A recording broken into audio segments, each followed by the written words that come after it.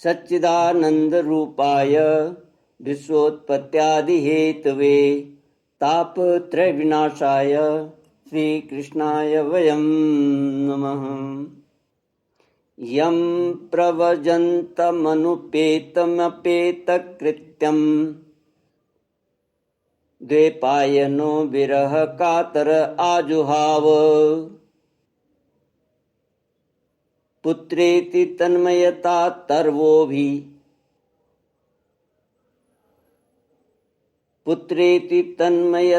तर्वोऽभिनेदो तं सर्वभूतहृदयं मुनिमानतोऽस्मि।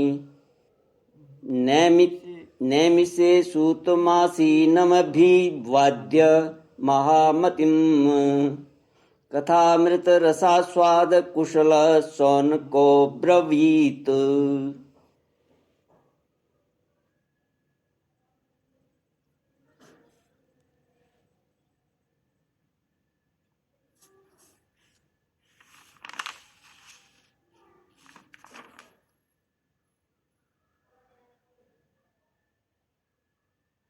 अज्ञानध्वान्तविध्वंसकोटिसूर्यसमप्रभ सूताख्यायि कथासारं मम कर्णरसायनम्।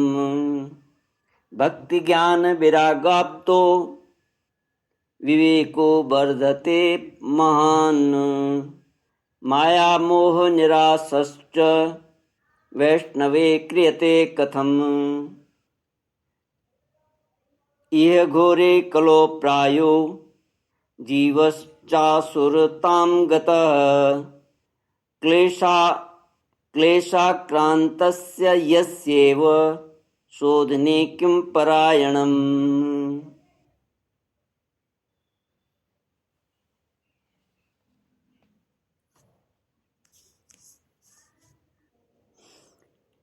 सच्चिदानन्दरूपाय विश्वोत्पत्त्यादिहेतवे तापत्रयविनाशाय श्रीकृष्णाय वयं नमः। यं प्रव्रजन्तमनुपेतमपेतकृत्यं द्वैपायनो विरहकातर आजुहाव। पुत्रेति तन्यतया तर्वोऽभिनेदुः तं सर्वभूतहृदयं मुनिमानतोऽस्मि। नैमिषे सूतमासीनमभिवाद्य महामतिम् कथामृतरसास्वादकुशलशौनको ब्रवीत्। शौनक उवाच अज्ञानध्वान्तविध्वंसकोटिसूर्यसमप्रभ सूताख्यायि कथासारं मम कर्णरसायनम्। भक्तिज्ञानविरागाप्तो विवेको वर्धते महान्। मायामोहनिरासश्च वैष्णवे क्रियते कथम्। इह घोरे कलो प्रायो जीवश्चासुरतां गतः क्लेशाक्रान्तस्य यस्यैव शोधने किं परायणम्। देव ऋषि नारद की भक्ति से भेंट। सच्चिदानंद स्वरूप भगवान श्री कृष्ण को हम नमस्कार करते हैं, जो जगत की उत्पत्ति, स्थिति और विनाश के हेतु तथा आध्यात्मिक, आदिदैविक और आदि भौतिक तापों, तीनों प्रकार के तापों का नाश करने वाले हैं। जिस समय श्री सुखदेव जी का यज्ञोपवीत संस्कार भी नहीं हुआ था तथा लौकिक वैदिक कर्मों के अनुष्ठान का अवसर भी नहीं आया था, तभी उन्हें अकेले ही संन्यास लेने के लिए घर से जाते देखकर उनके पिता व्यास जी विरह से कातर होकर पुकारने लगे, बेटा बेटा तुम कहाँ जा रहे हो। उस समय वृक्षों ने तन्मय होने के कारण श्री सुखदेव जी की ओर से उत्तर दिया था, ऐसे सर्वभूत हृदय स्वरूप श्री सुखदेव मुनि को मैं नमस्कार करता हूँ। एक बार भगवत कथामृत का रसास्वादन करने में कुशल मुनिवर शौनक जी ने नैमिषारण्य क्षेत्र में विराजमान महामति सूत जी को नमस्कार करके उनसे पूछा। शौनक जी बोले, सूत जी, आपका ज्ञान अज्ञानांधकार को नष्ट करने के लिए करोड़ों सूर्यों के समान है। आप हमारे कानों के लिए रसायन अमृत स्वरूप सार गर्भित कथा कहिए। भक्ति ज्ञान और वैराग्य से प्राप्त होने वाले महान विवेक की वृद्धि किस प्रकार होती है तथा वैष्णव लोग किस तरह माया मोह से अपना पीछा छुड़ाते हैं। विविध क्लेशों से आक्रांत इन जीवों को शुद्ध दैवी शक्ति संपन्न बनाने का सर्वश्रेष्ठ उपाय क्या है? सूजी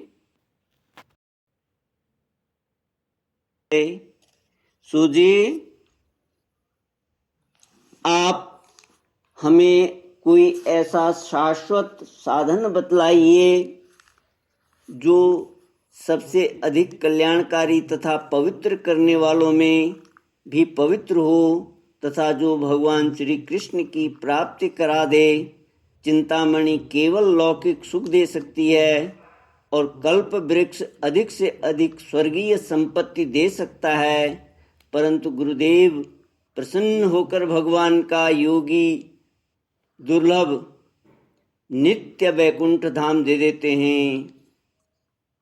सूजी ने कहा, शौनक जी, तुम्हारे हृदय में भगवान का प्रेम है, इसलिए मैं विचार कर तुम्हें संपूर्ण सिद्धांतों का निष्कर्ष सुनाता हूँ जो जन्म मृत्यु के भय का नाश कर देता है, जो भक्ति के प्रभाव को बढ़ाता है और भगवान श्री कृष्ण की प्रसन्नता का प्रधान कारण है।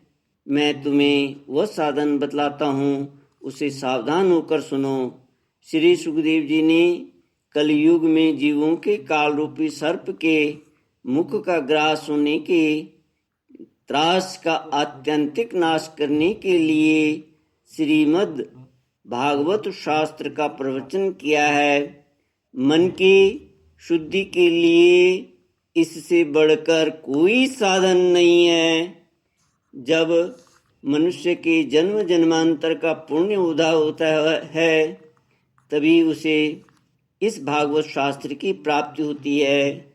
जब सुखदेव जी राजा परीक्षित को यह कथा सुनाने के लिए सभा में विराजमान हुए तब देवता लोग उनके पास अमृत का कलश लेकर आए।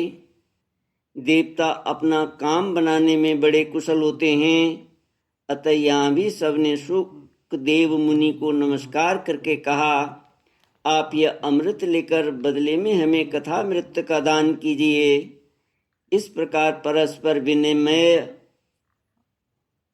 अदला बदली हो जाने पर राजा परीक्षित अमृत का पान करें और हम सब श्रीमद् भागवत रूप अमृत का पान करेंगे। इस संसार में जहाँ कांच कहाँ कांच और कहाँ महामूल्य मणि तथा कहाँ सुधा और कहाँ कथा। श्री सुखदेव जी ने यह सोचकर उस समय देवताओं की हंसी उड़ा दी। उन्हें भक्ति शून्य कथा का अनधिकारी जानकर कथामृत का दान नहीं किया। इस प्रकार यह श्रीमद् भागवत की कथा देवताओं को भी दुर्लभ है। पूर्व काल में श्रीमद् भागवत के श्रवण से ही राजा परीक्षित की मुक्ति देखकर ब्रह्मा जी को भी बड़ा आश्चर्य हुआ था। उन्होंने सत्यलोक में तराजू बांधकर सब साधनों को तौला, अन्य सभी साधन तौल में हल्के पड़ गए। अपने महत्व के कारण भागवती सबसे भारी रहा। यह देखकर सभी ऋषियों को बड़ा विस्मय हुआ। उन्होंने कलयुग में इस भगवद रूप भागवत शास्त्र को ही पढ़ने सुनने से तत्काल मोक्ष देने वाला निश्चय किया। सप्ताह विधि से श्रवण करने पर यह निश्चय भक्ति प्रदान करता है, पूर्व काल में इसे दया परायण सनकादि ने देव ऋषि नारद को सुनाया था। यद्यपि देव ऋषि ने पहले ब्रह्मा जी के मुख से इसे श्रवण कर लिया था, तथापि सप्ताह श्रवण की विधि से तो उन्हें सनकादि ने ही बताई थी। श्री कृष्ण गोविंद हरे मुरारे, हे नाथ नारायण वासुदेव। सौनक जी ने पूछा, सांसारिक प्रपंच से मुक्त एवं विचरणशील नारद जी का सनकादि के साथ संयोग कहाँ हुआ और विधि विधान के श्रवण में उनकी प्रीति कैसे हुई? सूत जी ने कहा, अब मैं तुम्हें वह भक्तिपूर्ण कथा सुनाता हूँ जो श्री सुखदेव जी ने मुझे अपना अनन्य शिष्य जानकर एकांत में सुनाया था। एक दिन विशालापुरी में चारों निर्मल ऋषि सत्संग के लिए आए। वहां उन्होंने नारद जी को देखा। सनकादि ने पूछा, ब्रह्मन, आपका मुख उदास क्यों हो रहा है? आप चिंतातुर कैसे हैं? इतनी जल्दी जल्दी आप कहाँ जा रहे हैं और आपका आगमन कहाँ से हो रहा है?